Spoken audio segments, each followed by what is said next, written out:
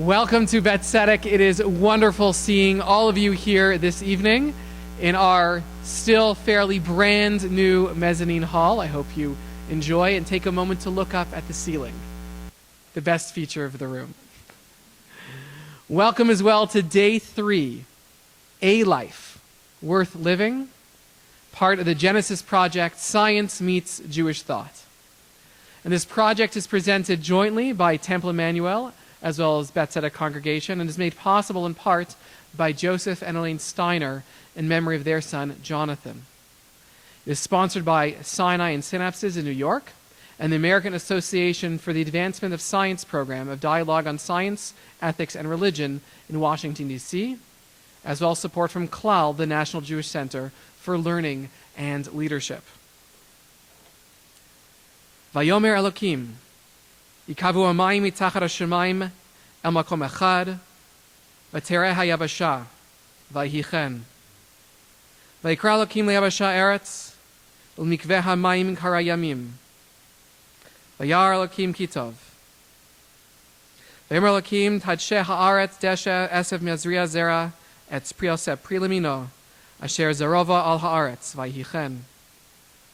Vatotzeh haaretz deshe esev mazriya zera leminehu, Vet osefri asher zarovo leminehu. Vayar Elokim kitov, vayi erev, vayi voker, yom shlishi. God said, let the water below the sky be gathered into one area, that the dry land may appear. And it was so. God called the dry land earth, and the gathering the waters he called seas. And God saw that this was good.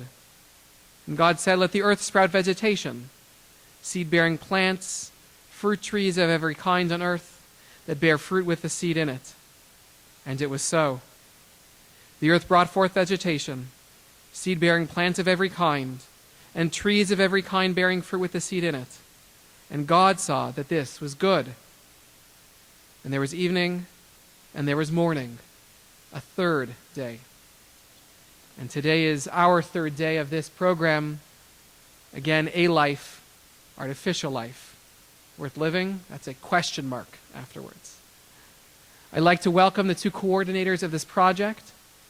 Beth Tzedec member, Judy Libman. Give it a wave. Thank you. And we can clap. And Dr. Pekka Sinervo, professor of physics, who have actually been my professor of physics at U of T, and president of Temple Emmanuel. Professor Sinervo will be our moderator later on for our panel after Dr. Shoichet, who I'll introduce in a moment, concludes her presentation. On our panel, we have Rabbi Deborah Landsberg. Rabbi Landsberg has served at Temple Emmanuel since 2001. Prior to that, she served at the Temple in Atlanta, Georgia. Rabbi Landsberg is currently president of the Toronto Board of Rabbis, vice chair of the Canadian Rabbinic Caucus, and a senior rabbinic fellow of the Shalom Hartman Institute in Jerusalem.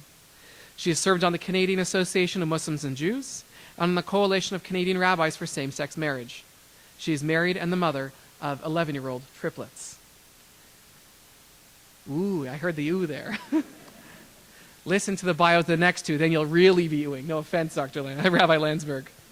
Dr. Mali Shoichet holds the Tier 1 Canada Research Chair in Tissue Engineering and is Professor of Chemical Engineering and Applied Chemistry, Chemistry and Biomaterials and Biomedical Engineering at the University of Toronto. She was not my professor. She's an expert in the study of polymers for drug delivery and regeneration and currently leads a laboratory of 25 researchers. Dr. Shoichet is a recipient of many prestigious distinctions and is the only person to be a fellow of Canada's 3 national academies: the Canadian Association of Sciences of the Royal Society of Canada, Canadian Academy of Engineering, and Canadian Academy of Health Sciences. And finally, Professor David Novak, who is no stranger here at Beth Tzedec. A Chicago native, Dr. Novak, Rabbi Dr. Novak, attended the University of Chicago and the Jewish Theological Seminary of America, where he received his rabbinic diploma. He received his PhD in philosophy from Georgetown University. Since 1997, Dr. Novak holds the J. Richard and Dorothy Schiff Chair of Jewish Studies as Professor of Religion and Philosophy in the University of Toronto, where he is a member of University College and the Joint Center for Bioethics. He's been in the faculties of many universities, including the University of Virginia, the Jewish Logical Seminary, and Baruch College of the City University of New York. He's been a consultant to the governments of the United States, Israel, and Poland, and to the Australian Broadcasting Corporation.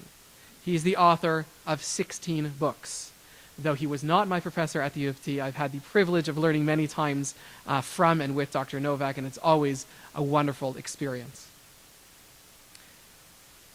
Dr. Shoichet, the floor is yours. We look forward to your presentation, followed by our moderated panel conversation, after which we're going to open up for some Q&A. Cards will be distributed throughout the evening. You have a chance to write down your questions and perhaps some brief comments for exploration a little later on. Enjoy the evening.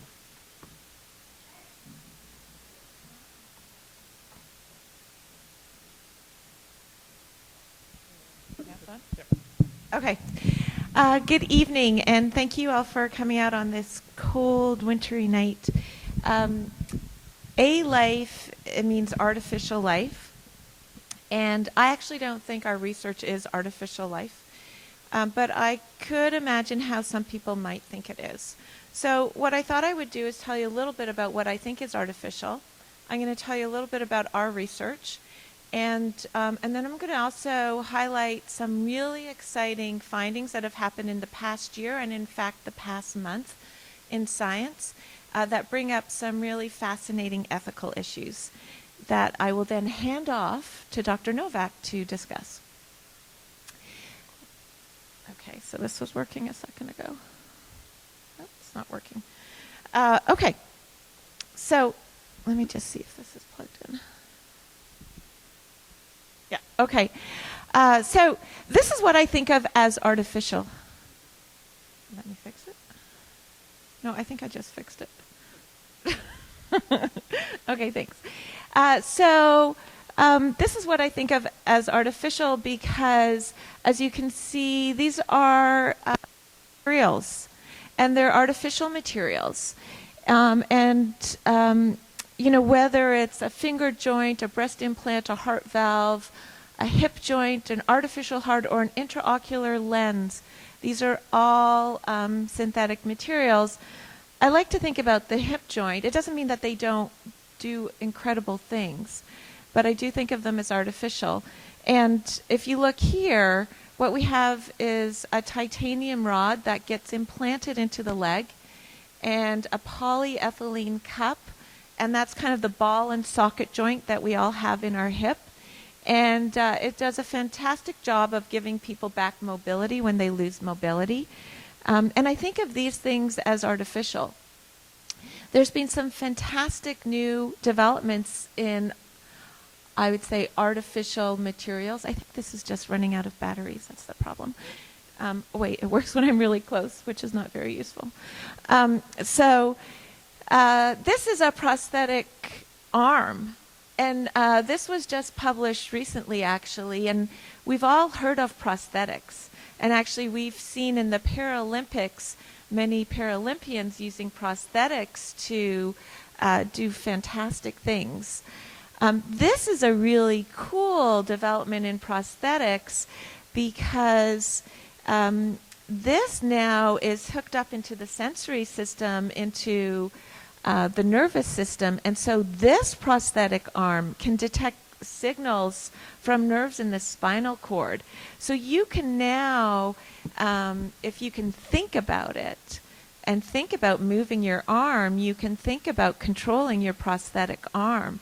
And there's prosthetic arms then that can send signals back to the nervous system, to the central nervous system, the brain and the spinal cord, so that you can understand, in terms of how much, for example, a hand, how hard do you grip something? So a lot of things that we take for granted are being designed into these prosthetics, which I think is fascinating. And there's been, and as fascinating as this is, and it's really this integration of machinery with the body to overcome loss function.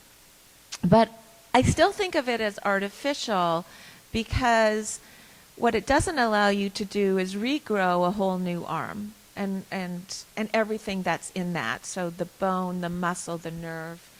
And what we're trying to do in our research is a little bit of that, although not a nerve. Okay, so now I have to get close to this again. Let's see how close I get. Okay, so what I work in is this field of regenerative medicine. And in regenerative medicine, we think about cell transplantation, and typically stem cell transplantation.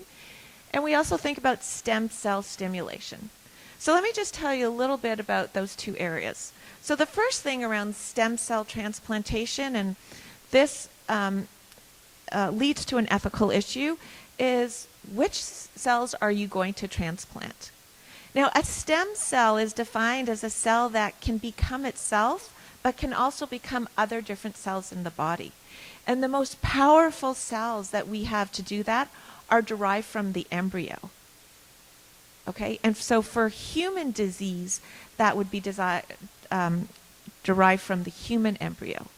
So this brings up a lot of ethical issues.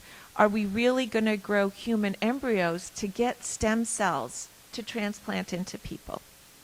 Now, a lot of the ethical dilemma with this was put to rest to a certain extent because scientists found that you could take skin cells, so fully mature cells, and almost push them backwards so that they became stem cells. And then those cells could become different cell types in the body. So now you don't have to think about the ethical issues around embryos because there's other cells that you can get from yourself that we could turn into stem cells. But that has been a really interesting area of, I'd say, ethical debate. And the other thing is stem cell stimulation. So stem cell stimulation I don't think has as many of these ethical issues because what we're trying to do then is simply harness the power that's already in us.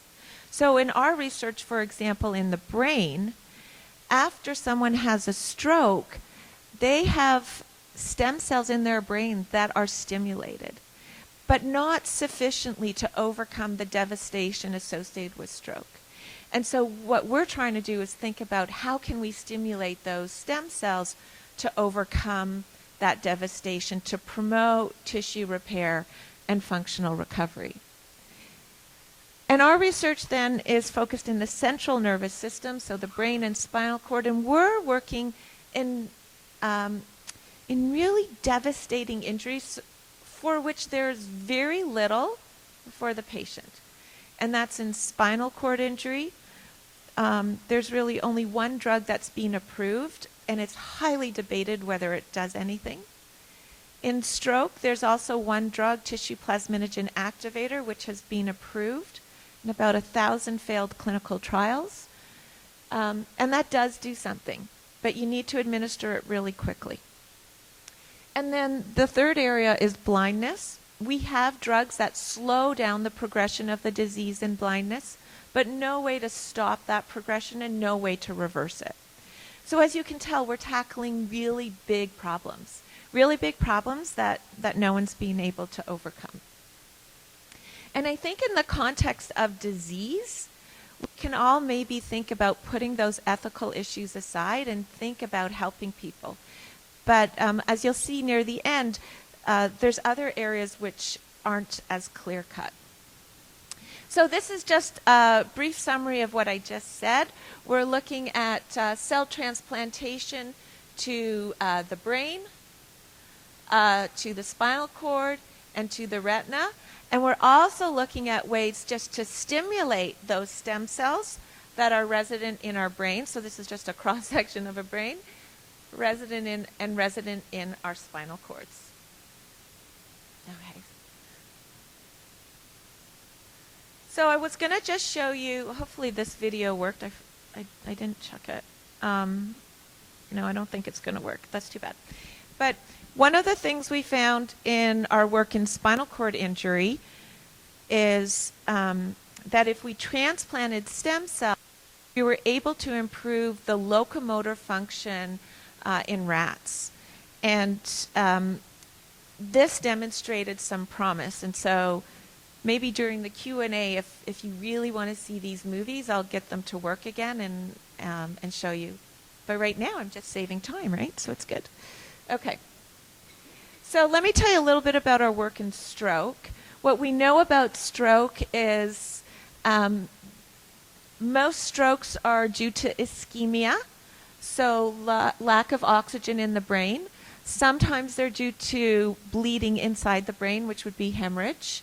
And what we know is basically due to that loss of oxygen and nutrients in the brain, we get cell death, tissue damage, and behavioral deficit.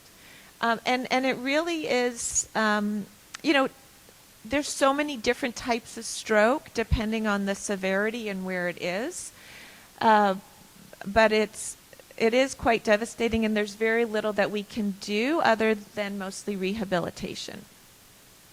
So one of the things we were really interested in doing was seeing if we could stimulate the stem cells in the brain. And one of our collaborators, Cindy Moorshead, had shown that she could stimulate the stem cells by delivering 2 proteins directly into the brain. And she delivered them into the ventricles of the brain, and it's because lining the ventricles are the stem cells. And she wanted to stimulate those stem cells to promote tissue and functional repair, and she demonstrated that in a rat model. So even though I'm showing you this in the context of a human brain, we've only worked in animal models of disease. We thought, wouldn't it be cool if we could design like a drug-infused Band-Aid or a patch so that you didn't have to stick a tube through someone's brain in order to stimulate those cells. Maybe if we delivered those same drugs from this little blue patch right here, we could also stimulate the stem cells in the brain and promote tissue and functional repair. And so I'm not going to show you the data because I didn't want to get mired in all of that. But we have been able to see some tissue and functional repair by the delivery of a couple of different molecules, a combination of molecules. And so we're very excited about these data, all in a rat model of stroke. But what I did think I could show you, oh gosh, I hope this movie works. You know, all these movies worked a couple minutes ago. Okay, no, it's not working either. But that was just going to show you some really cool materials, because I know that I was introduced as a chemical engineer and a biomedical engineer, and I know you're all saying, so where's the engineering, right? Because you wanted to see some cool engineering, and that was in this material. But so I can't show you that, but I can show you chemical structures, which everybody always loves, right? So this is hyaluronin or hyaluronic acid. Has anybody heard of that? Yeah, right? It's like in everything. So it's in creams now. It's injected to get rid of wrinkles. It's being injected into knees to help with osteoarthritis.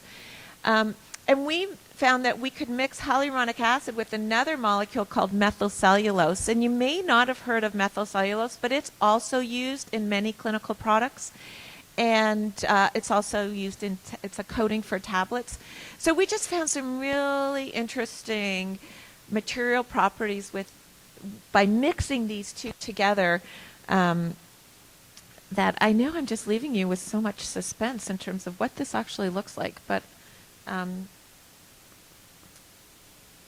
I can't show it to you. I'm going to tell you the third story that relates to blindness.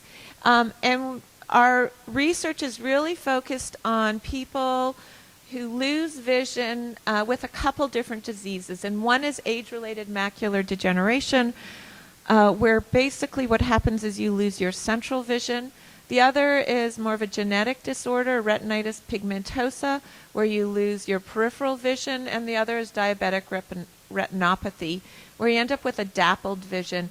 And we do, the good news is with blindness is we do have drugs, pharmacologics, that will slow down the progression of the disease, but we have nothing that's going to reverse that. And so it turns out that the cells that are lost when someone loses vision are at the back of the eye. So here's your eye. Light comes into the eye, hits the back of the eye. The back of the eye is called the retina. And we have these cells here at the back of the eye, these rod and cone-like cells called the photoreceptors. So photolight, receptors, receives light. So these cells at the back of the eye receive light and transmit that light signal into electrical signal that allows us to see. So it turns out that the cells that die in, for example, age-related macular degeneration or retinitis pigmentosa are the photoreceptors. And these other cells, these gray cuboidal cells, the retinal pigment epithelial cells. And so because we're interested in restoring vision, we've developed strategies to transplant those cells right into the back of the eye. And it's a collaboration with Derek Vanderkooy's lab, who discovered the retinal stem cells in the human eye and in the mouse eye, the adult human eye.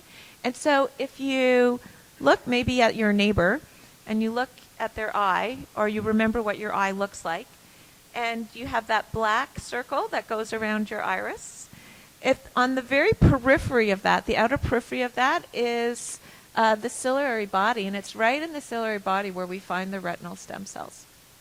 So I said that stem cells are cells that can be differentiated. They can become different cell types, and the retinal stem cells can become all the different cell types of the retina.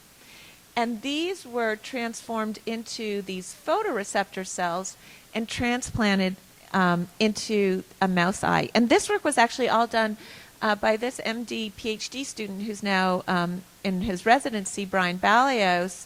And we published this work just about a year and a half ago, and it got a lot of media attention. And so this is Brian looking down a microscope at these retinal stem cells, and this is a mouse looking back up at him. And, I like to tell people that it's not photoshopped, and it took them, I think several hours to get this shot. But it took Brian several years to do the research. So as long as this, even though the shot took a long time, the research took a lot longer. So one of the challenges we have with cell transplantation is that most of the cells die. So most people don't tell you that. Like, there's a lot of excitement in cell transplantation, and I would say there's a lot of medical tourism. And it used to be the medical tourism would be in, South America or Asia, but we actually have medical tourism, I would say, all across Canada and the United States as well. And what I mean by medical tourism, another great ethical issue, is people saying they're going to transplant stem cells and they're going to help you with disease X. But there's no actually clinical study that proves that that will actually happen.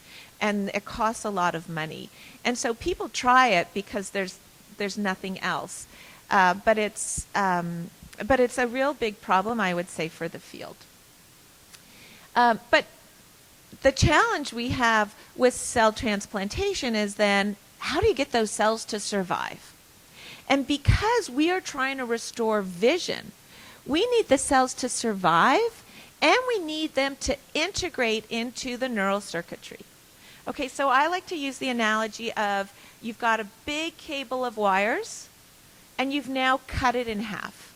Can everybody visualize that? Now you've got two ends where you're not going to have any electrical conductivity. So now let's say you just throw in a bunch of wires. Nothing's going to happen, right? In order to restore electrical conductivity, you'd have to solder each one into place. So the same is true biologically. If we just throw in a bunch of cells, they're going to die. Okay? So we need them to survive. And then we need them to integrate. We need them to become part of that host neural circuitry. And in fact, they need to survive long enough to integrate, and they have to, in fact, integrate in order to survive. So this hydrogel that I introduced to you, it turns out it promotes cell survival and cell integration into the retina. And I was just going to show you hopefully one piece of data, which is this one, where our cells are all labeled in green, so it's a green fluorescent protein. We inject them into what's called the subretinal space.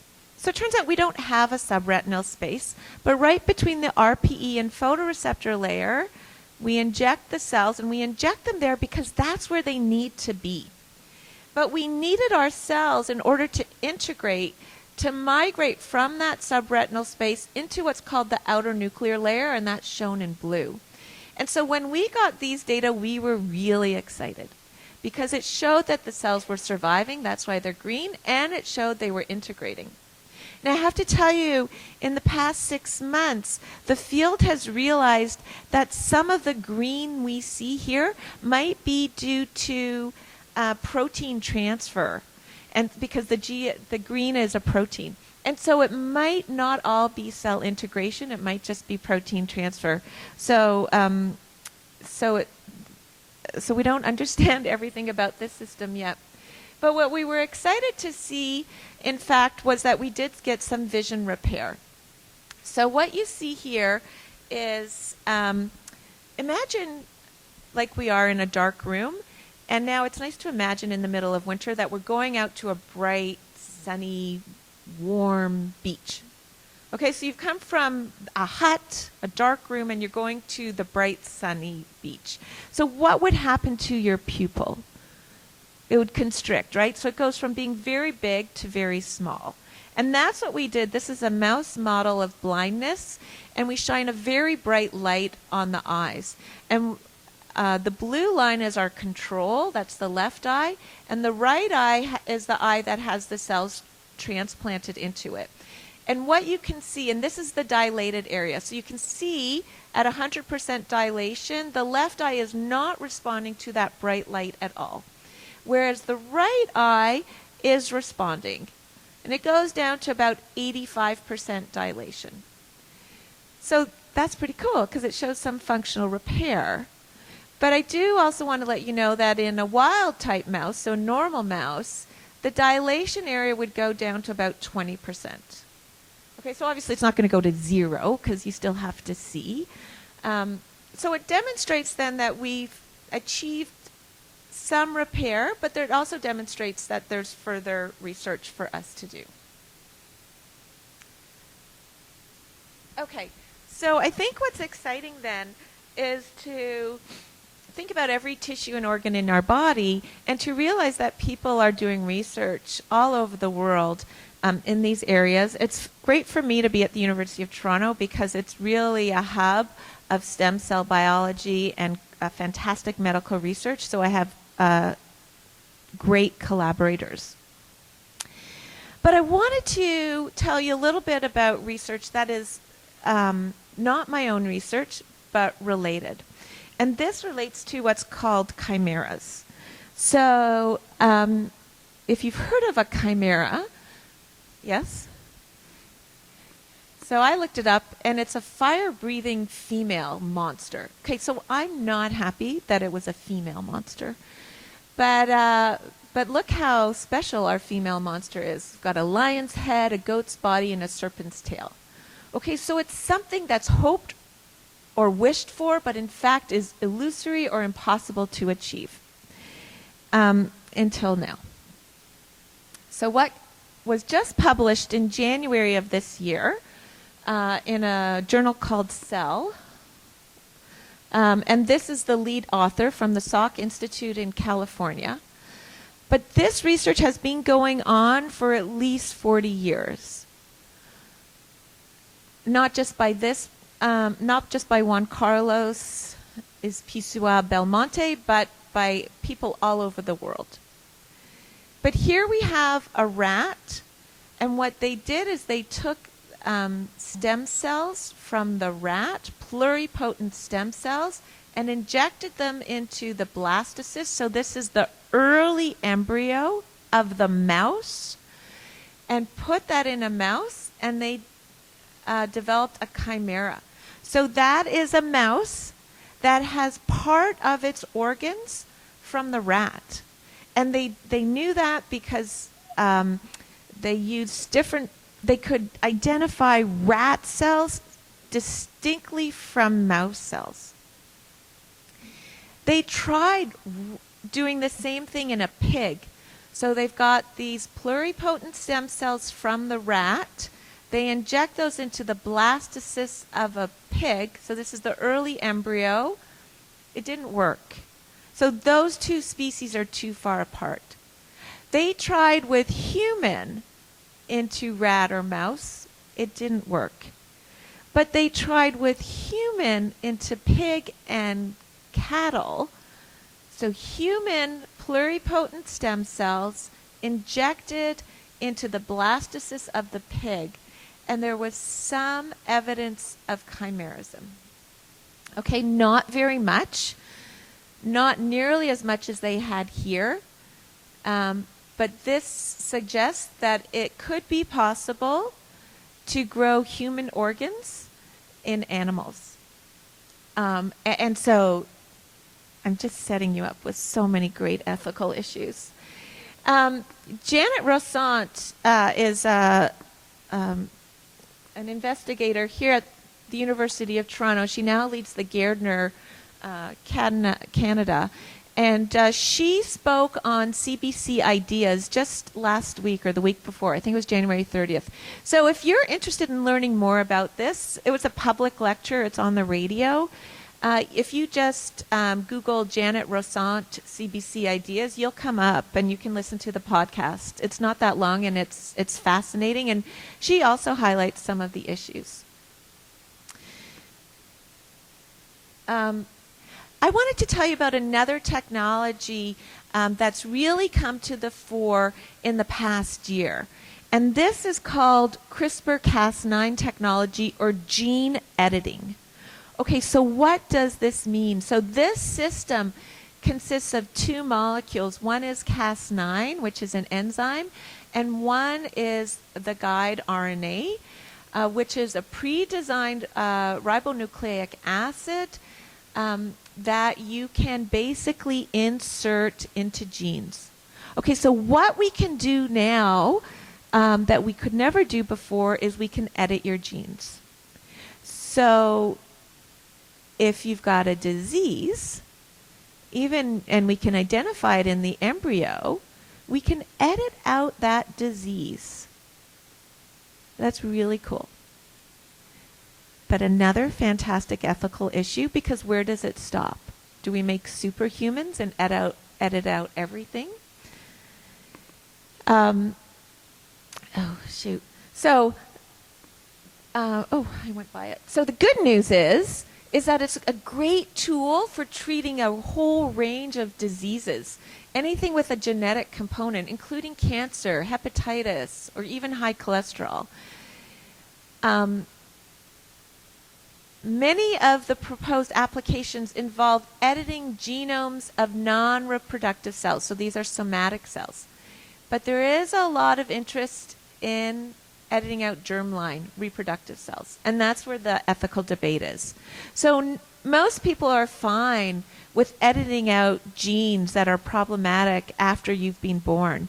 But if you edit them in the germline, this will be passed on from generation to generation, and that's where there are some ethical concerns. And this is currently illegal in Canada. So, as I said, it's not controversial to edit somatic cells, so these are the non-reproducing cells. But it is controversial with the dividing cells.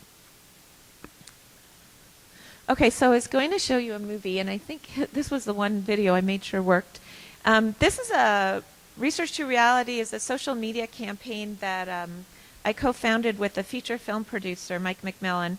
And we've produced a series, like over actually 120 videos. This is just one. And I wanted to show you because it relates to heart disease. So not my research either, but...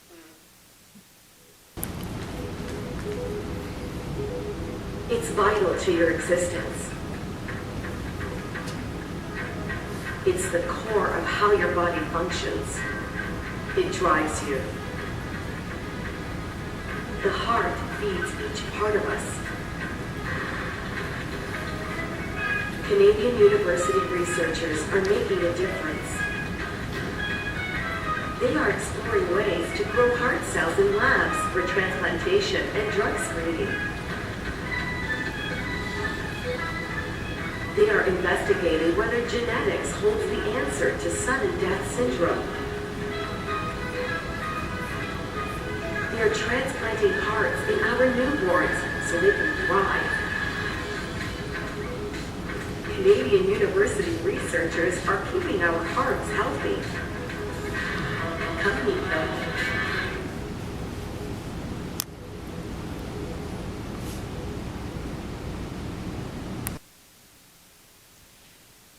Okay, so I'm almost done. I just wanted to highlight the importance of the community and all working together.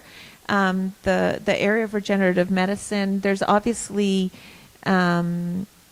laws, and the government provides a lot of funding. The clinicians, hospitals, patients, business, scientists, everybody comes together, the population in lots of different sectors come together.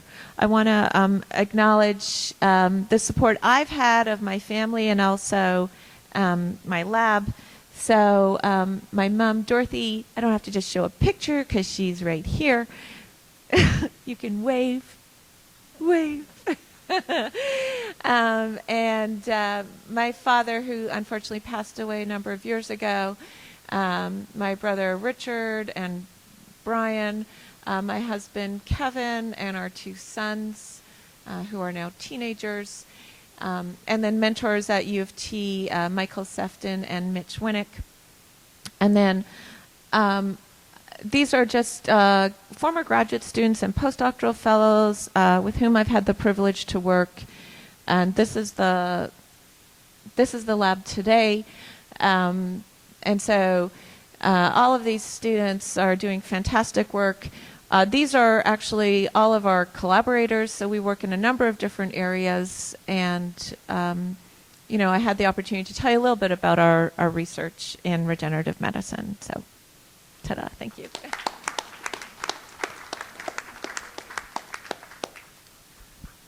So, thank you, Molly. And this is actually setting the stage. So we're going to set the stage a bit more by having Molly and Professor Novak, Rabbi Landsberg, come up and they begin a conversation about what this all means. Now, we talked about this as being about artificial life. So you guys can come on up. It's fiction, but was to actually tell you what really is going on, how far we have gone in terms of, in fact, Professor Novak, Rabbi Landsberg, one of the things in the Jewish, the tradition, the folklore, there are artificial things like golems. So how have we actually dealt with those? So who would like to actually take the first? Rabbi?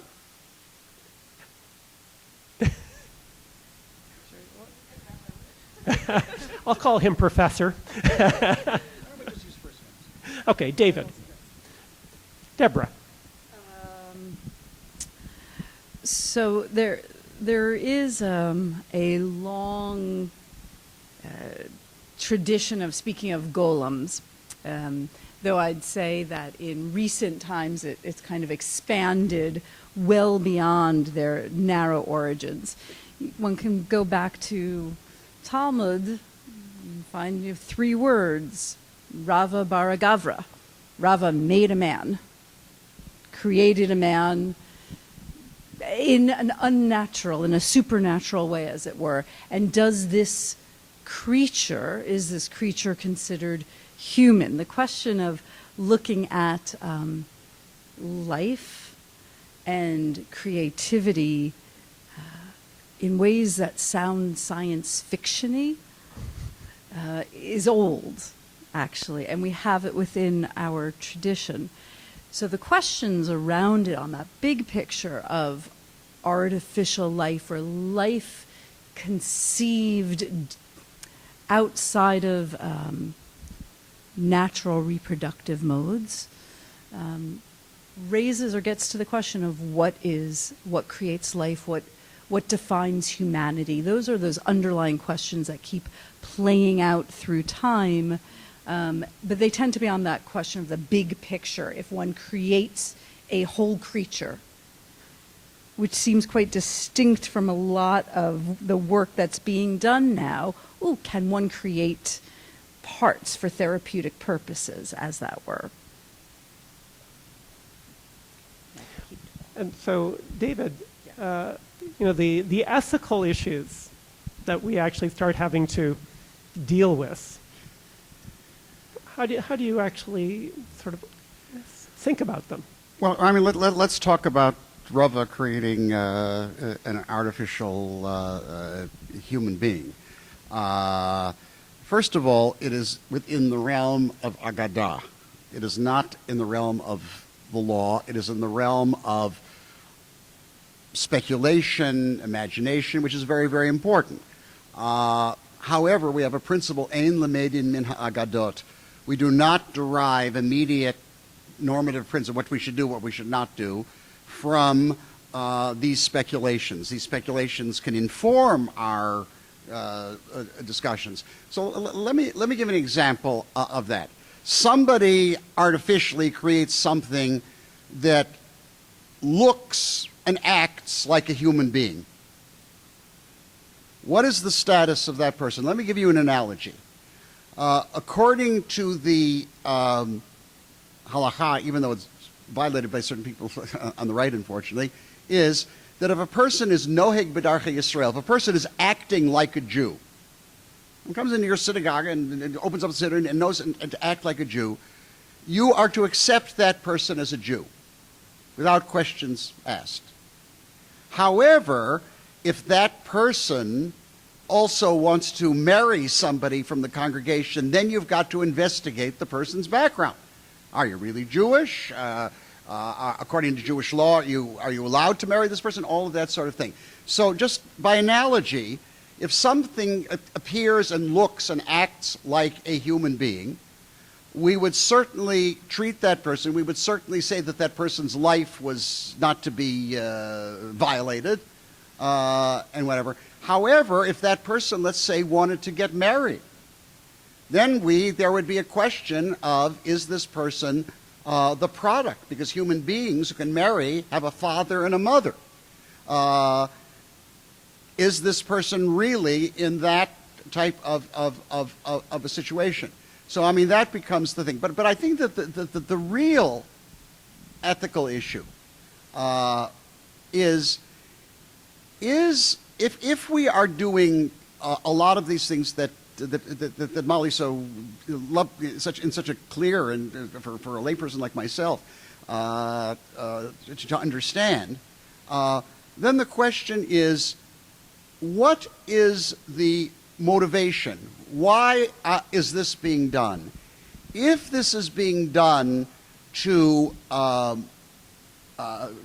help disease, I mean, so that macular degeneration will be slowed down, or that certain genetic disorders, maybe we can have something where we can eliminate Tay-Sachs, which would affect a lot of Jews, then I can say that it is justified.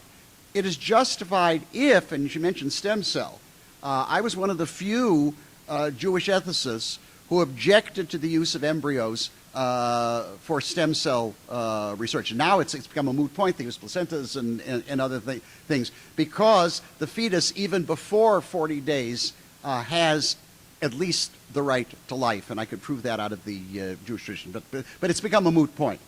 But then the question becomes, is the motivation to rectify an existing condition, which would be simply, are we allowed to treat disease? Yes, of course. We have an obligation to do it. Rapo yerape. Okay. But is the motivation basically to be creative? Is the motivation to basically create a super species or whatever? That, I think, is something that one is not going to be able to get a strictly halakhic answer because there are no precedents for it.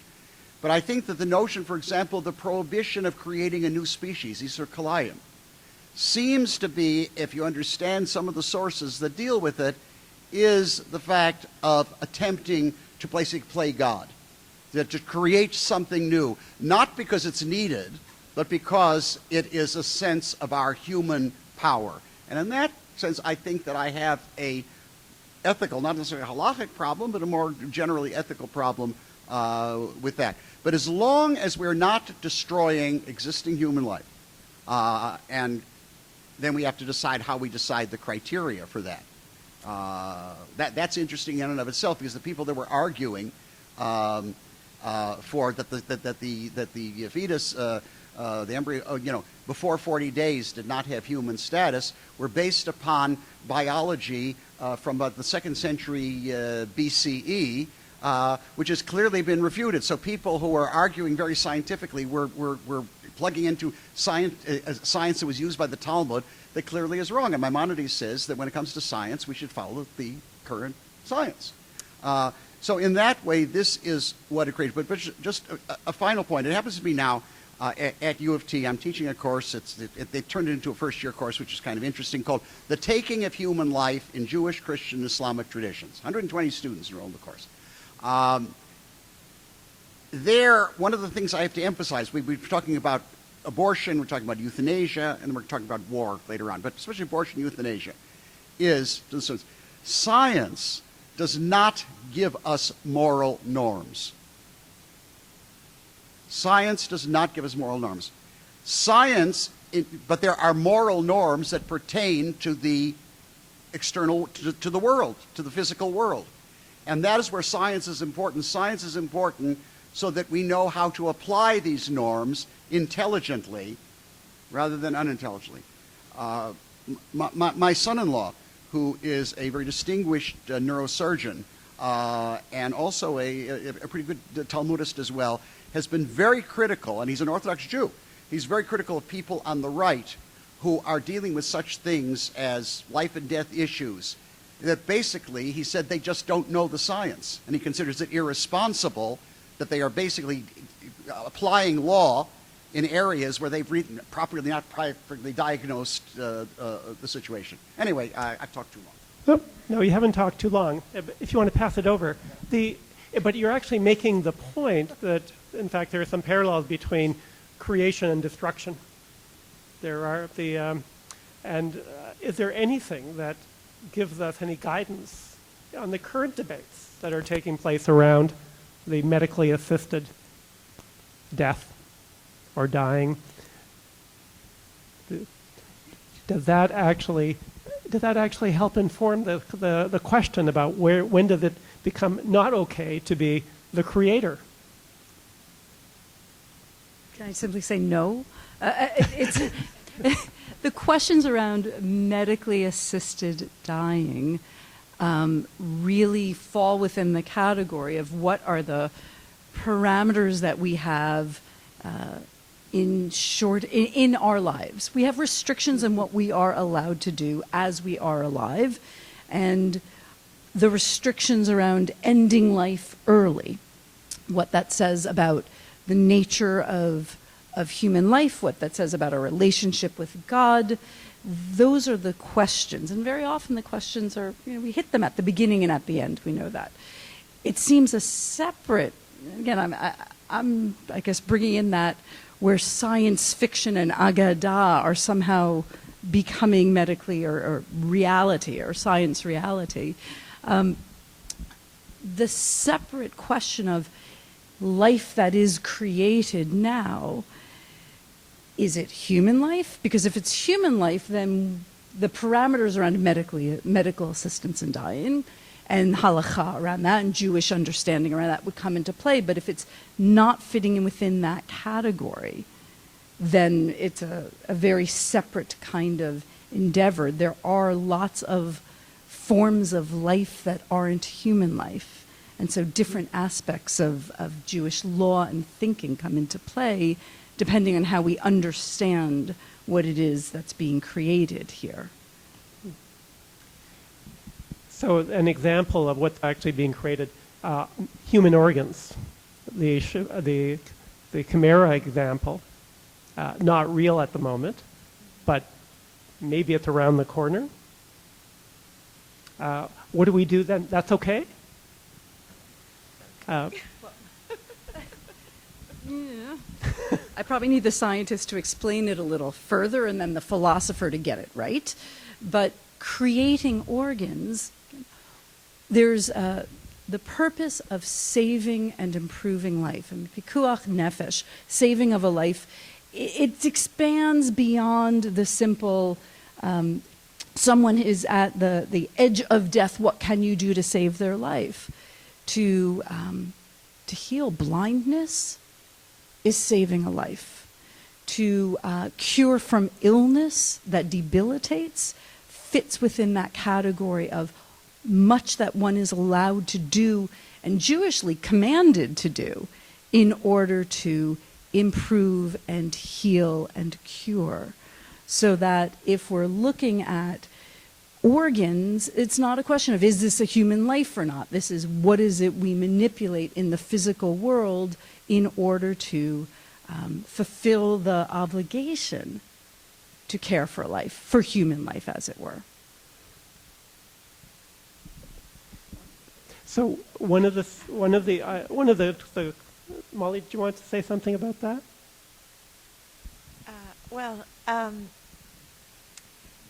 I think there's just so much more science that I didn't present, so it's obviously much more complicated.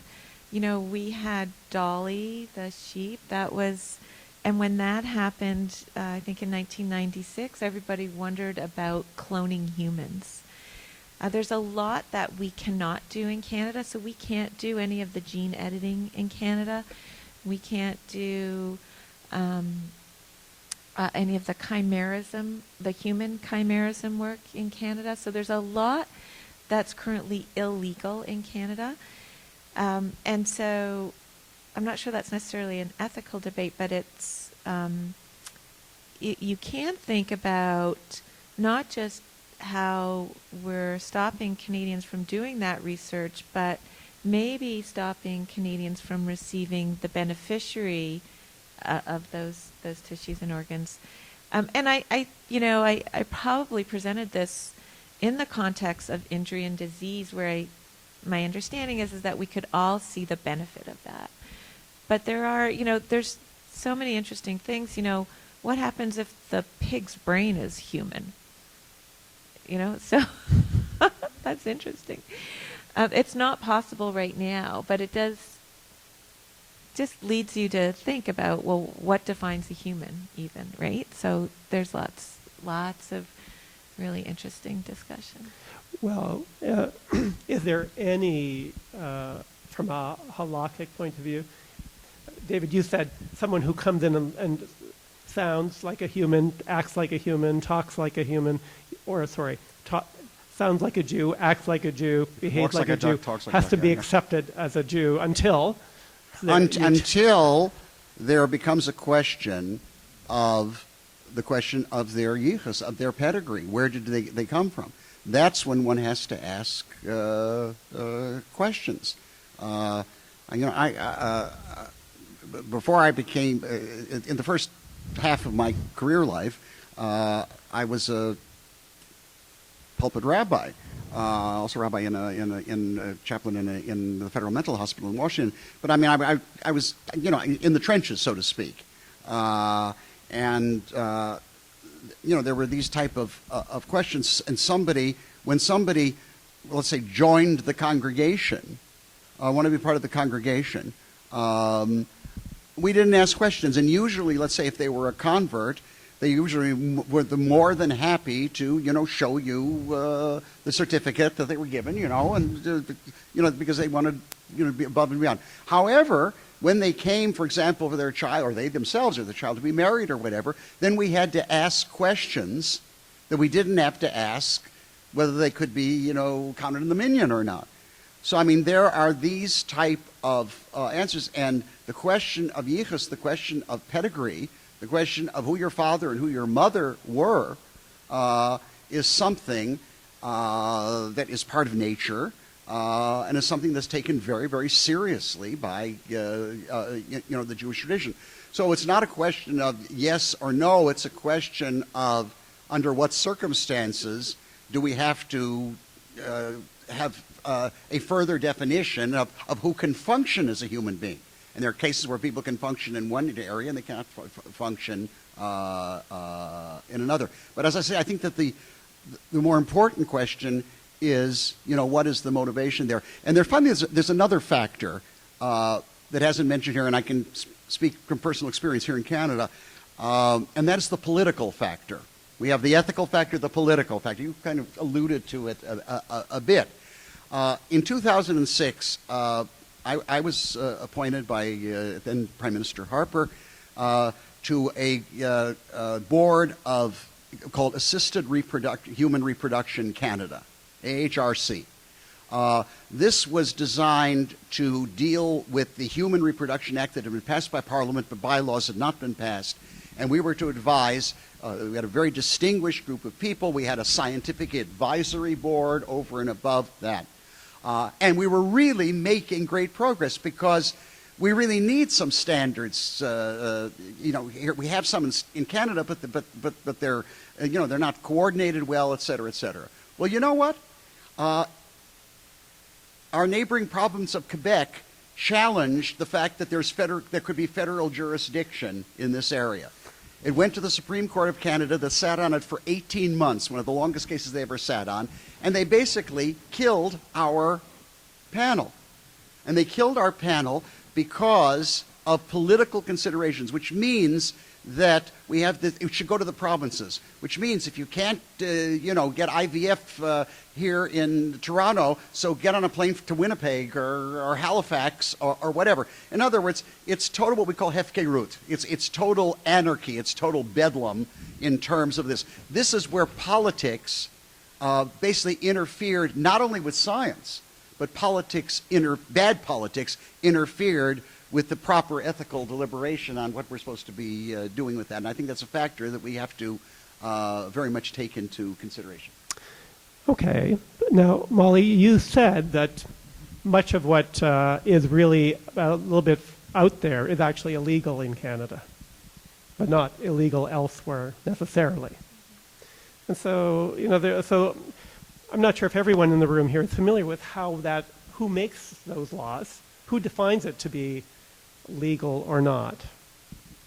In 2002, the Canadian government struck up a scientific advisory committee through the Canadian Institutes of Health Research, and they put forward guidelines to the Canadian government, or suggested, and then the Canadian government, so I'm not sure who in the government made that, probably Health Canada, somewhere there, and that's where the laws were enacted.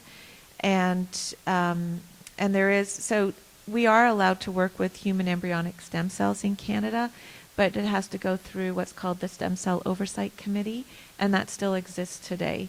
But there are I do have it here, but it's very clear in terms, or mostly clear in terms of what you can do and what you cannot do with embryonic stem cells and research, and then also just with gene editing. So there are laws, but I would say also in the United States there's very clear laws nationally in the United States about what you can do with embryonic stem cells or pluripotent stem cells. But then all the states have their own laws, and so if you're not, even in the United States, as long as you're not using federal grant funds, you can use state grant funds, so still publicly funded research. And so, it's created a lot of, I'd say, confusion, but people will be very clear in terms of where they're using funds and what they, so that they are following the law. So it's not just in Canada where it's been a little bit confusing. Well, this may not be an easy question to answer, but do you feel as a scientist that the system is working in that does it allow you to actually answer the question that you think are most important? Or is it actually placing unreasonable constraints? Well, I think, so again, the CRISPR-Cas9 and the chimerism, that's not my own research. But if I can try and speak a little bit for the community, I would just say that because we're not allowed to do any of that research in Canada, we cannot then be at the forefront of that research.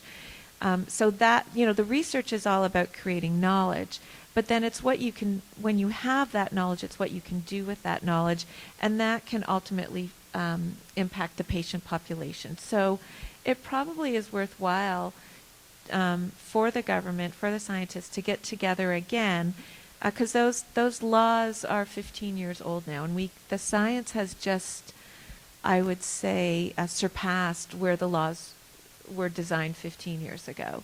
And so it's probably worthwhile re-examining those and seeing what the consequences are of just saying no to everything, basically.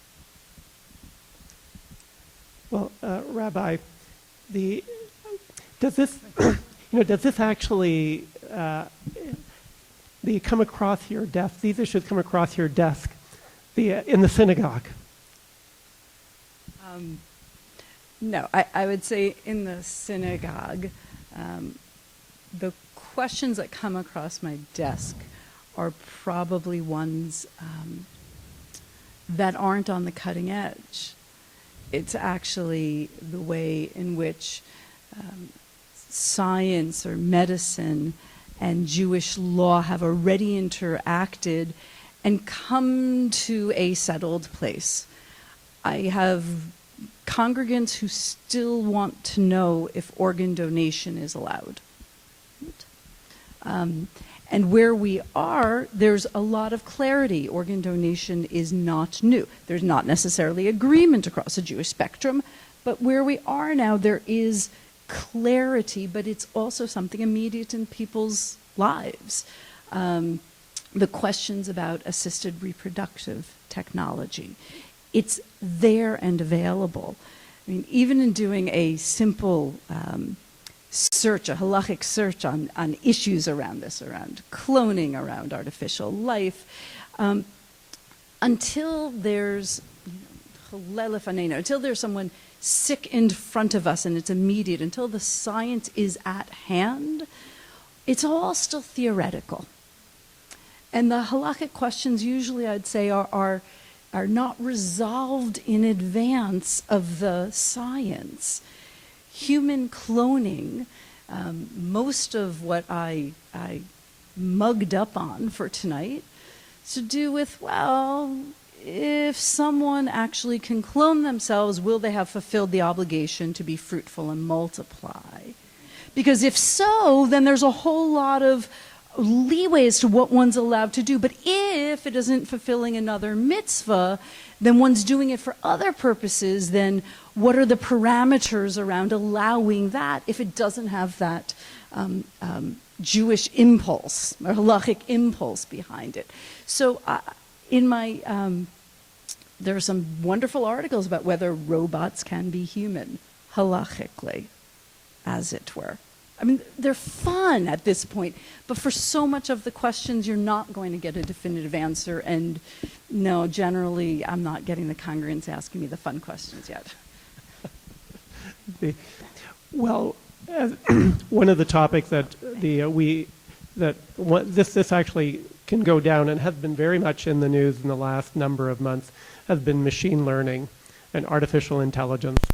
The possibility of actually creating something that actually has consciousness, that is, in fact, just artificial. There was earlier the discussion, old discussion about what used to be called the Turing test. If you can actually, if you can have a conversation, right, with something, and you cannot be convinced that they're not human, then you found something that's one operative definition of consciousness. And so, that doesn't seem that far away, along with all of this tissue engineering. Right? So no, we're not talking about a robot any longer. We're actually talking in the context. We're talking about something that may be, the cells and tissue and so on, but may in fact be all artificial. Are we anywhere near? Are we, is this just science fiction? Molly? You're nodding. Yeah. Yes, it is science fiction. Right. I mean, I think it's science fiction now. I don't think we're anywhere near there. But do I think it's possible? Yes. And probably, you know, I'm not sure that's possible in my lifetime, but in a lifetime, probably. Yeah. The science is really, you don't have to tell you working every day. Well, actually, I don't work in the lab, but I work with scientists in the lab. And you know, sometimes you think, wow, this is taking a really long time. And it does. It takes a really long time. But the field, because you have thousands or tens and hundreds of thousands of people working around the world, it actually is moving quite quickly. And so I do think it's possible. It just depends on what's allowed, right? And then what people are going to work on. I don't know about I think, well, I don't know. You know, I don't know as much about machine learning. Machine learning is, you know, it's this idea that a machine can learn. Okay, so that's a really bad way of defining something. But, you know, you have a computer, and it does one thing, and then by doing that one thing, it gets a new input. And it realizes, oh, it doesn't have to do that one thing again. It can learn from that input and now have a different and perhaps a better response. And that's this idea of machine learning. And so that's being used in face recognition, voice recognition. We see it in our cell phones with Siri. You know, you can ask Siri questions and hopefully her answers get better. But there's lots of, and remember there was Watson, IBM had Watson, and Watson beat the guy on Jeopardy. Like those are, I'd say, simple examples of machine learning, but there's a lot of that. So I don't know. I mean, but I still think that's actually really far away, and maybe further away than the biology, as far away as the biology is now. Well, so this is actually, and maybe it's getting to be one of the final questions, and I'm going to actually direct it to David. Stephen Hawking, a couple of years ago, said that once and in fact the quote is that the development of full artificial intelligence could spell the end of the human race. So in the same way that the development of the atomic bomb could also spell the end of the human race. Is this a similar sort of thing? No, I don't know. Frankly, I suppose I should examine what he said, because on the surface, I don't see any evidence for it. Even in terms of artificial intelligence, the very first input, it seems to me that at some point, some human being programmed this whatever to then answer these type of questions and whatever. But let me tell a joke. And the joke, I think, is very illustrative, I think, of a general Jewish approach. Those of us who are engaged in Jewish research know of the program, the computer program at Bar Ilan University in Israel. It's amazing. They can track down all kinds of responsa and whatever. It's a marvelous, marvelous tool. It was Google before there was Google. Okay. Now they tell the following story, and this illustrates my point. The computer is to be dedicated at Bar Ilan. And there's a ceremony, people are there, and whatever, it's to be dedicated. This is kind of artificial intelligence. And they're going to choose the leading rabbinical scholar to pose a question to the computer. So, Rabbi so-and-so, you know, very, very learned, a complicated type of question. And, you know, they type it into the computer. Nothing. Blank. Check the electricity and whatever. Call the guy in Jerusalem that sold this to us. It's faulty. The guy that comes, I mean, he's there anyway. He comes immediately. I can't understand it. I mean, all the circuits are in place. I can't understand why this machine is not working. Finally, a first-year student says, you know, like King David challenging Goliath, you know, let me ask the question. They didn't answer Rabbi so-and-so, you're going to ask the question? All right, okay, we have nothing to lose. He asks the question. His answer to the question is, why did you not answer Rabbi so-and-so's question? All of a sudden, the lights go, boom, boom, boom, and out comes the answer. There's a principle in the Talmud called Hamore halacha lifnei rabo chayav mita. He who answers a halacha question in the presence of his teacher deserves to die. It's a terrible thing. In other words, the computer knew enough halacha to know that they were not to answer if Rabbi so-and-so should answer the question itself. In other words, questions are ultimately, if not immediately, resolved by human beings offering judgment and granted. Now, granted, we can get all these calculations and whatever and get the sources together, but the judgment is done by human beings. And as far as I've heard artificial intelligence, yes, but suddenly the input, at some beginning point, there has to be human input. And I would suggest, in a general ethical sort of way, is that anything, whether it's the atomic bomb or artificial intelligence, that we've lost control over means that basically the product is taking over the maker. And that's a definition of idolatry. The idolater is somebody who makes something and then the product basically dictates to the maker when it should be the other way around. Okay. Now, we wanted to give 10 or 15 minutes for any questions from the audience. We were thinking about sending out cards and people could write the question down, but we're a small enough group that why don't we try to just raise your hand and ask your question. I think we'll pass the microphone so that everyone can hear the question. I can just project if that's okay. Okay. So we spoke about the philosophy status of artificial intelligence as if it's a binary between the human and artificial. But how might adapt to it if rather than creation of artificial intelligence, we're instead looking at these tools like CRISPR or whatever else we talk, a gradual slide, perhaps over generations or centuries from that which we know as human now to something else. You didn't ask me that, did you? Anyone who would like to hear it? I can't answer, but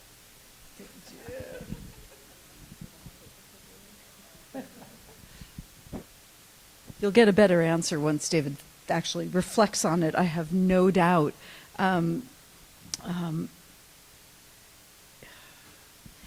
It seems to me that we've encountered evolution and changes that have happened. And halakha and Jewish understanding, I would say, reflect that. It depends on how one understands the halachic process, I think, would determine how one answers your question. So from where I sit, I would say that I would imagine we would see halakha or halachic deciders coming in with decisions when there is a shared understanding of humanity, of whatever the changes of how it has been integrated in. As I say, so much of what, in reading around, the questions are still often posed as science-y fiction, fiction-y science. If we really discover that, the golem creature that Rava created wasn't a man at all. Why? Because he didn't have the power of speech, the understanding, not like a deaf mute who has a faulty mouth, is what the rabbis say, but who has still the understanding. If we discover that dolphins have that intellectual understanding, will we one day describe dolphins halachically as human? Is one of the questions out there. Now, to me, I look at that and think, don't really think so. But I imagine that as we go along the science process and re-understand humanity, I will be surprised by the halachic decisions that come out. David? Yeah, I mean, I'm very somewhat suspicious of those who kind of predict.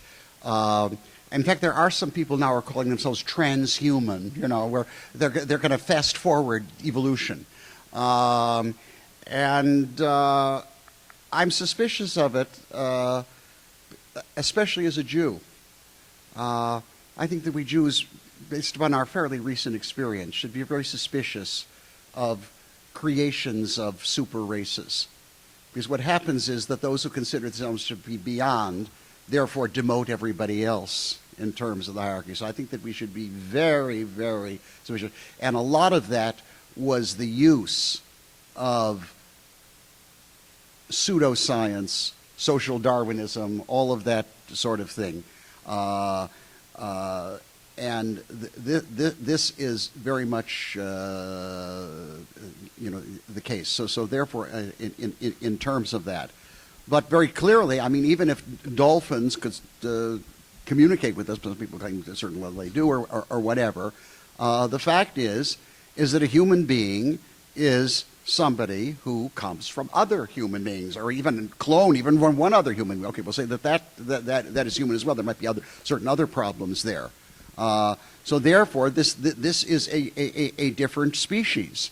And since, according to halakha, we're not allowed to eat dolphins, and we're not allowed to kill anything just for fun, then I think that the question would be that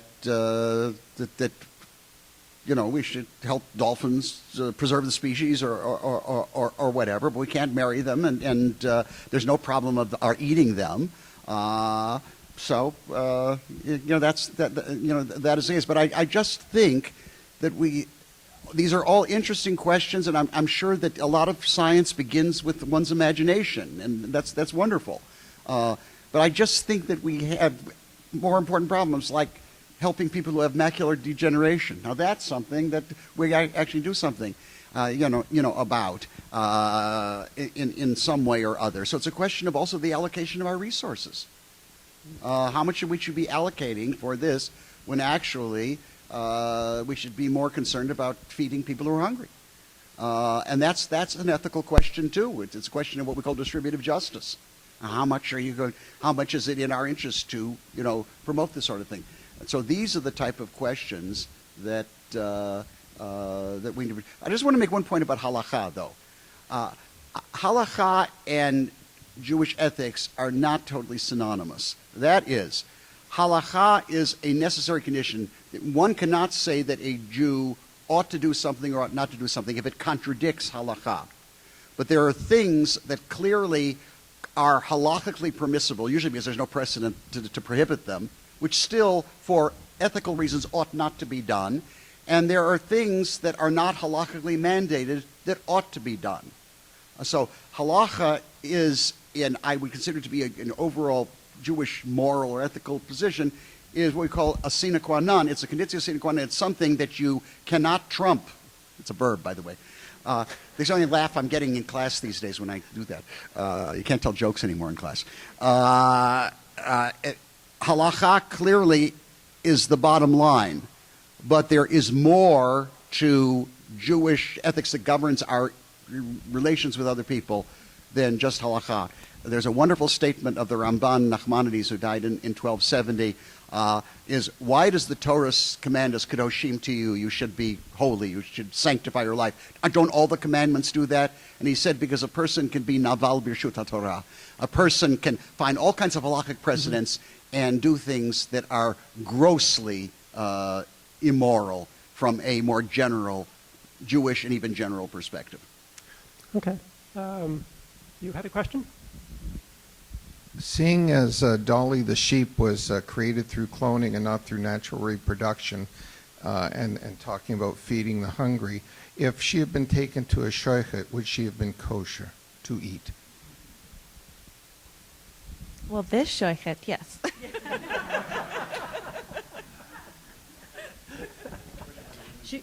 Right. She gestated inside, Dolly gestated inside another sheep, is that correct? Yeah. Right. So, general halakhic principle, whatever you're born of, that you are. If you're born of a sheep, you are a sheep. So therefore, looking at the how it first started is not I'd say the halakhic question. It was, Dolly was born of a sheep, so therefore she, as long as she's slaughtered in all of the proper way, that like any other sheep, she could be my dinner. My daughter's not here, I could say. Okay. You had a question. Did you want the mic? Really Stand up, certainly can. I want to muddle the question about the human institution, but you might have already answered it at the end of your last answer. But no pun hypothetical, and I hope you know this pretty clear. But then more who shows up on the school's doorstep as young pilot, and you bring them in, and raise them, and you don't really question their heritage because they're acting to it. But one day they come to you and they want to get married to the school. And then as you said, you have to look into their background, try it, you might not find any history or their heritage or anything whatsoever. What do you do there, and how is that different from somebody who all his purpose still has their expression exactly the same, but you know was created artificially? Yeah, I mean, that becomes a problem. There are categories of people who, Dave, do you want to take them out? or cannot marry. There's a question of the shtuke and asufe, somebody who cannot identify their father, somebody who cannot identify their father, the foundling, their father and their mother. There are ways and ways of dealing with that. Because clearly, I mean, the one thing is it's not the problem of somebody who was, clearly they did have a father and a mother. And there are ways and ways, in very specific sort of ways of dealing with this. This actually became a big problem after the Second World War ended, when you had all kinds of Jewish orphans and whatever.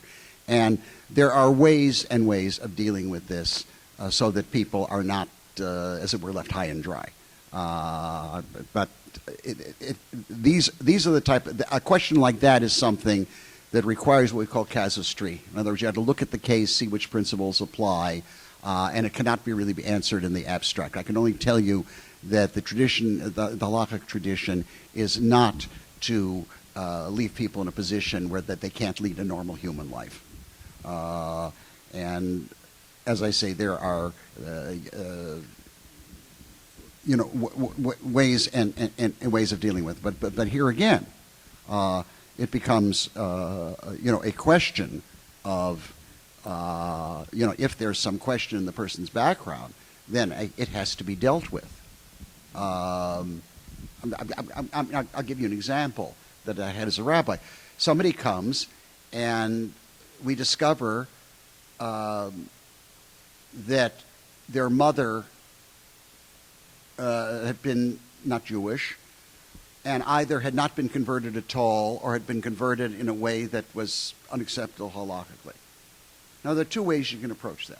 I've heard of horror stories where a rabbi will tell somebody who all their life thought they were Jewish, you're not Jewish and you've got to enroll in a conversion class. What I did as a rabbi, as I said, look, you are Jewish, but you missed a technicality. Let's take care of this technicality as soon as possible so you can get on with your life. Of the people that I told that to, 90% of them thanked me. And the one who didn't thank me had a lot of other problems that were not there. So the Jewish tradition is compassionate, but it's compassionate in an intelligent sort of way. It's not just, okay, we're going to do it. Because these are important questions where people need answers that are not just how I feel about it, but that I have a whole tradition there that has principles, but also leaves a good deal to human judgment on how they are to be applied, and that would be a case thereof and thereto. Okay, one last question, and Ellie. Thank you. First of all, I've heard of a case where a woman was to get an artificial valve, a heart valve, and she found out that the heart valve was coming from a pig. So she was very concerned, and she called her rabbi, and the rabbi assured her that it was okay. Right? Is that halachically supported? Yeah, I would think so. That is not the, I mean, she's not ingesting it, and she actually could, if it would save her life, she could ingest it. So yeah. I mean, Yeah. But as I say, these are a number of problems which do arise, and we can talk about them generally, but inevitably what happens, I've known this, when I've talked about things, about biomedical ethics, is, people will raise very specific type of cases, and all I can indicate to them are some kind of general guidelines. But these are the type of cases where you don't give a prescription until you've diagnosed the patient. But in that case, in generally, I would think that I would have given her the same answer. Okay. Now, my next point is, of course, one question. Oh, no, this is a multiple level. Okay, very quickly. The new CRISPR technology that Molly, you referred in your very interesting report, would enable us to create create living things that are not like anything that exists today. Am I correct? Yes. Yeah, because the CRISPR technology can also be combined with the chimerism technology. So you can do gene editing. You could do gene editing on the embryo. So I don't know, actually. Yeah, presumably, yeah. I think so. Can I just add one point to that, the use of the term create? Create, there's a Hebrew verb to create, it's called baro or borei. The only subject of that verb is God. None of this is creation, yesh me'ayin, ex nihilo, from nothing. It is taking something that's there and developing it and whatever. And we're certainly permitted to do that. Somebody just asked me in class yesterday, well, are we allowed to interfere with nature that God has created? I said, yes, because we plow the field. We're also interfering to a certain extent with creation. The question becomes, number one, is are we doing this for a constructive rather than a destructive purpose? And are we simply doing this to show how smart and clever and creative we are?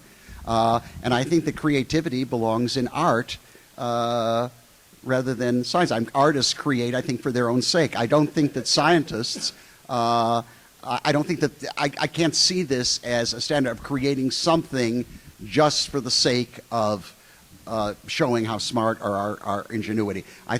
Now that we might dispute about that, but anyway. Molly, do you want to comment on this issue of... Well, first of all, I just want to say that I think scientists are very creative. We have to approach problems with new ideas, which I think is creativity. That's very creative. Well, okay, well, there's creation, there's creativity, which you ascribe to artists. So that's anyways, maybe we won't debate this now. Well, I must say, I strongly agree with Molly's perspective on the creativity of science. But Rabbi, I wanted, if you wanted to take a moment to clarify about the word creativity or creation, I want to just take, I guess, a moment and say, halachically, by Jewish law and self-understanding, we are not reduced to our genes. And so as so much of what's talked about is, what are we doing if we're mixing genes or splicing this or that our physical body down to the gene pool does not define us in our entirety, and halachically does not define us. And so completely no. Look at who's identified as a mother in terms of a lot of the artificial reproductive technologies. There's often a distinction between halachic parentage and biologic genetic parentage, and maintaining that awareness that who we are, I would sit here and say, impacted by, completely flows through, but isn't limited to the material. So I find a lot of this science as exciting in its with medical potential, but framing it in that context, I think, is still important. So we don't start thinking I will end up as a sheep man or a sheep woman if I have a sheep valve in my heart. There's a misunderstanding of the self. okay, so we're now sort of out of time. It doesn't mean that we're done. First, Judy Libman is going to say a few words to close. I would like to, before I ask Judy to come up, I'd just like a round of applause for our three presenters.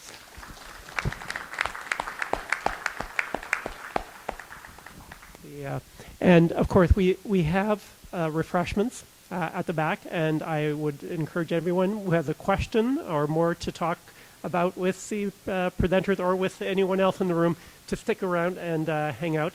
But Judy, to close up. Thank you. So this is particularly wonderful because when Pekka and I started dreaming up what this series of 7 days of creation imagined in the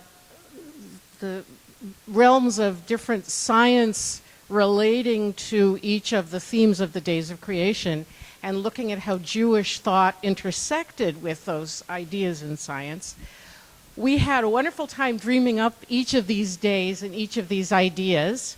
And there is something very fulfilling and wonderful to sit here and hear one of these actually happen. And I think tonight was a wonderful example of that, to have the wonderful science presented by you, Molly, and to have, Deborah, your rabbinic perspective, and David, your ethical and philosophical and halachic perspective. This was really the fruition of what we were hoping to bring about. I also think that as part of the discussion, what we really were hearing is that the way the focus shifted into the idea of things that were in the applied science mode also reflects a certain Jewish value towards social justice and the idea of tikkun olam and healing. And so we really went into those areas where, in fact, al pikuach nefesh, there's not really a lot of concern that healing or medical technologies towards healing diseases or deficits is really wrong in any sense. But your last point, David, around the creativity in science, I want to kind of hang a question out there, and we're not going to have time to talk about it tonight. But the issue for me is also about the pure science, the science for its own sake, and a very recent development in genetics where at least one group has put together a genome that is entirely artificial, entirely synthetic DNA.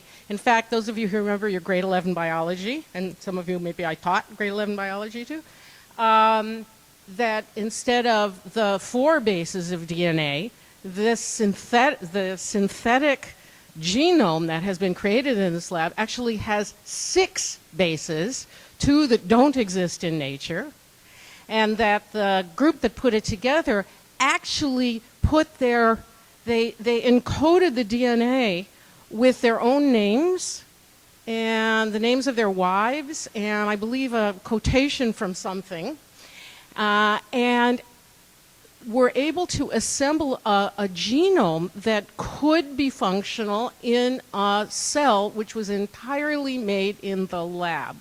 So the idea that not for something in an applied setting, but something that's really more of a thought experiment brought to life, literally in the lab, does that create a new kind of challenge? Is that the biologic equivalent of the Tower of Babel in a language that we really shouldn't go there? And that's a whole other area. If we had another 45 minutes, I would love to kick that one around with you because I think that would be fascinating.